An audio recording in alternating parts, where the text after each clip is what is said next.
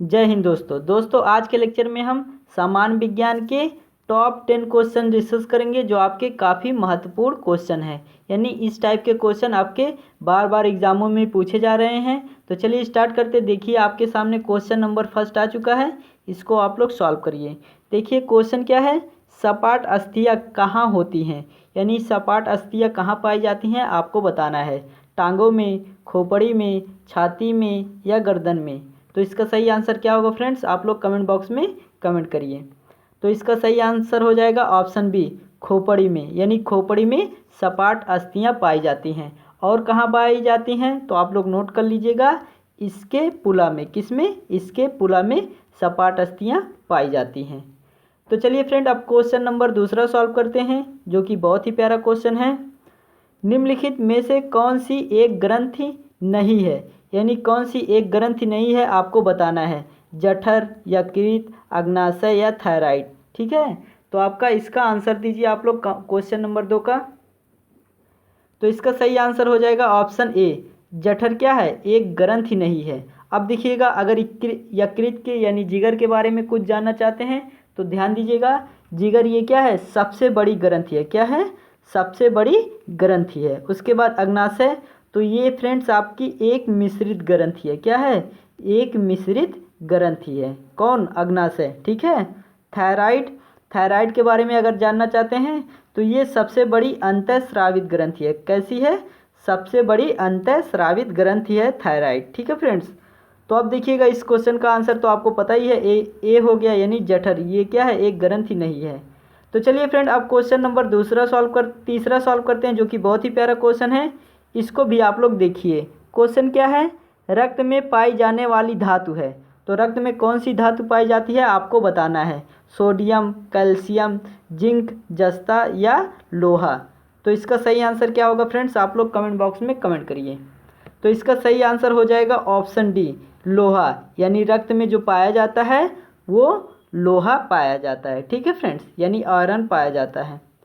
तो चलिए अब देखते हैं क्वेश्चन नंबर 4, जो कि बहुत ही प्यारा क्वेश्चन है। क्वेश्चन क्या है, मानव निर्मित प्रथम उत्पन्न प्लास्टिक कौन सा है। यानी मानव के द्वारा पहली बार प्लास्टिक कौन बनाया गया है आपसे पूछ रहा है। पॉलीथीन, टेफ्लॉन, बेकेलाइट या नायलॉन। तो इसका सही आंसर क्या होगा फ्रेंड्स, आप लोग कमेंट बॉक्स में कमेंट करिए। चलिए इसका कमेंट करिए आंसर। हाँ, इसका आंसर हो जाएगा ऑप्शन सी, बेकेलाइट। ठीक है फ्रेंड्स, बेकेलाइट यह सर्वप्रथम मानव निर्मित प्लास्टिक है। ठीक है फ्रेंड्स। तो अब इसका निर्माण कब किया गया था तो आप लोग नोट कर लीजिए, 1856 में। ठीक है, इसका सर्वप्रथम निर्माण किया गया था। ठीक है फ्रेंड्स। किसने निर्मित किया था इसे तो ब्रिटिश रसायनविद अलेक्जेंडर पेकिज ने। किसने? अलेक्जेंडर पेकिज। ये आपके ब्रिटिश रसायनविद थे। कितने सन में? 1856 में। ठीक है फ्रेंड्स। तो इसके कुछ पॉइंट्स है जो कि हमने बता दिया। आप लोग आई होप इस क्वेश्चन से सहमत होंगे और आप लोगों ने नोट कर लिया होगा जो जो पॉइंट हमने बताया था। ठीक है। क्वेश्चन नंबर 5 सॉल्व करते हैं अब। निम्नलिखित में से किसका जैव उर्वरक के रूप में भी उपयोग किया जाता है। किसको इनमें से जैव उर्वरक के रूप में उपयोग किया जाता है आपको बताना है। यूरिक एसिड, अमोनिया, यूरिया या नाइट्रेटस। तो इसका सही आंसर क्या होगा फ्रेंड्स, तो इसका सही आंसर हो जाएगा ऑप्शन बी, यानी अमोनिया को हम क्या कहें, जैव उर्वरक के रूप में भी उपयोग कर सकते हैं। ठीक है फ्रेंड्स। तो चलिए अब देखते हैं क्वेश्चन नंबर 6, जो कि बहुत ही प्यारा क्वेश्चन है। निम्नलिखित में से कौन सा कार्बोलिक अम्ल के नाम से भी जाना जाता है। यानी कार्बोलिक अम्ल के नाम से भी जाना जाता है, ऐसा कौन सा इनमें से है।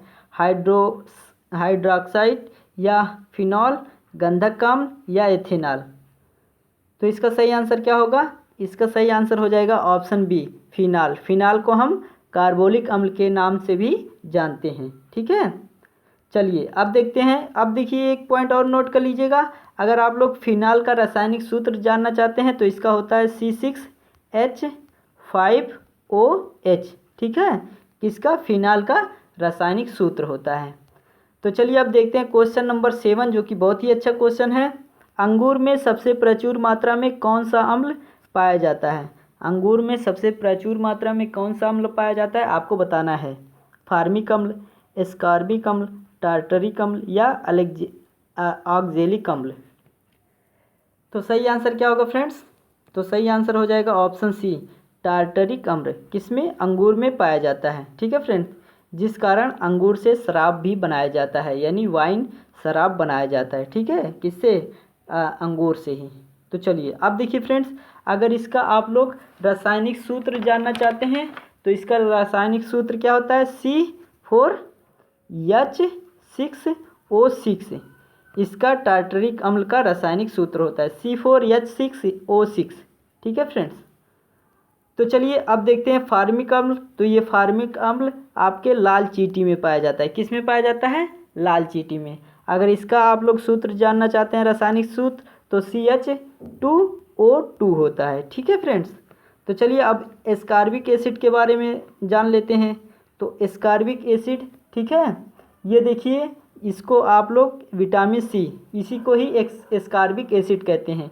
इसका अगर रासायनिक सूत्र जानना चाहते हैं क्या होता है, तो इसका रासायनिक सूत्र होता है फ्रेंड्स, आप लोग लिख लीजिए, C6H8O6। इसका रासायनिक सूत्र होता है एस्कॉर्बिक अम्ल का। ठीक है, अब आपका लास्ट में जो बच रहा है, क्या बच रहा है? ऑक्जेलिक अम्ल। ठीक है, तो ऑक्जेलिक अम्ल का सूत्र होता है C2H2O4, यही होता है। ठीक है, ऑक्जेलिक अम्ल का। और ये कहाँ प्रयोग किया जाता है? तो फ्रेंड्स आप लोग नोट कर लीजिएगा, ये स्याही के लगे धब्बे को छुड़ाने में प्रयोग किया जाता है ऑक्जेलिक अम्ल का। ठीक है फ्रेंड्स, तो आई होप आपने सभी क्वेश्चन देखा होगा, आपको सभी आसानी से समझ में आ गया होगा। और इस क्वेश्चन का आंसर जो कि आपको पता ही है, ऑप्शन सी, टार्टरिक अम्ल होगा। तो चलिए अब बढ़ते हैं क्वेश्चन नंबर 8 की तरफ, जो कि बहुत ही प्यारा क्वेश्चन है। क्वेश्चन क्या है? देखिए, क्वेश्चन है, निम्नलिखित में से कौन सा विद्युत चालक है? इनमें से कौन सा विद्युत चालक है आपको बताना है। लवण जल, शुद्ध जल, बेंजीन या रबड़? तो इसका सही आंसर क्या होगा फ्रेंड्स? आप लोग कमेंट बॉक्स में कमेंट करिए। तो इसका सही आंसर हो जाएगा ऑप्शन ए, लवण जल। ठीक है, ये विद्युत का चालक है, यानी इसमें विद्युत प्रवाहित की जा सकती है। ठीक है, ये अच्छा चालक है, लवण अच्छा विद्युत का चालक है, इसीलिए इसको, नहीं तो शुद्ध जल में भी तो विद्युत प्रवाहित की जा सकती है। तो चलिए अब देखते हैं क्वेश्चन नंबर 9, जो कि बहुत ही प्यारा क्वेश्चन है। प्रकाश वोल्टीय सेल के प्रयोग से सौर ऊर्जा का रूपांतरण करने से निम्नलिखित में से किसका उत्पन्न होता है? ठीक है, क्या उत्पन्न होता है? यानी क्वेश्चन ये है, प्रकाश वोल्टीय सेल के प्रयोग से सौर ऊर्जा का रूपांतरण करने से निम्नलिखित में से किसका उत्पादन होता है? किसका उत्पादन होता है आपको बताना है। यांत्रिक ऊर्जा का, विद्युत ऊर्जा का, प्रकाशीय ऊर्जा का या ऊष्मीय ऊर्जा का? तो इसका सही आंसर आपका क्या होगा? इसका सही आंसर हो जाएगा ऑप्शन बी, विद्युत ऊर्जा का। ठीक है फ्रेंड्स, तो चलिए अब देख लेते हैं क्वेश्चन नंबर 10, जो कि बहुत ही प्यारा क्वेश्चन है। ओम का नियम निम्नलिखित में से किसके बारे में सही है? यानी ओम का नियम निम्नलिखित में से किसके बारे में सही है आपको बताना है। अतिचालक, रोधी, चालक, अर्धचालक? तो इसका सही आंसर क्या होगा? इसका सही आंसर हो जाएगा ऑप्शन सी, चालक। ठीक है, ओम का नियम चालक के बारे में सही है। ठीक है, तो ये थे हमारे टॉप 10 क्वेश्चन। आई होप ये आप लोगों ने देखा होगा, पूरा देख लिया होगा। अगर पूरा देखा होगा तो आपने कुछ सीखा होगा, और किस टाइप के क्वेश्चन पूछे थे, हमने सभी हर क्वेश्चन को पूरा अच्छे से डिफाइन किया। अगर आपको अच्छा लगा लेक्चर तो हमें अगर अभी तक चैनल को सब्सक्राइब नहीं किए हैं तो सबसे पहले चैनल को सब्सक्राइब कर लीजिएगा, बेल आइकन को प्रेस कर दीजिएगा, और अगर वीडियो अच्छा लगे तो चैनल को लाइक कर दीजिएगा और अपने दोस्तों में शेयर कर दीजिएगा। ठीक है फ्रेंड्स, और कमेंट तो हमें ज़रूर करिएगा। अगर कोई भी क्वेरीज हमें व्हाट्सएप पे पूछना चाहते हैं तो ये हमारा व्हाट्सएप नंबर है, आप इस पर भी पूछ सकते हैं। तो कैसा लगा ये लेक्चर हमें कमेंट करके ज़रूर बताइएगा। तो चलिए मिलते हैं किसी नेक्स्ट लेक्चर में, तब तक के लिए जय हिंद, वंदे मातरम। Thank you student.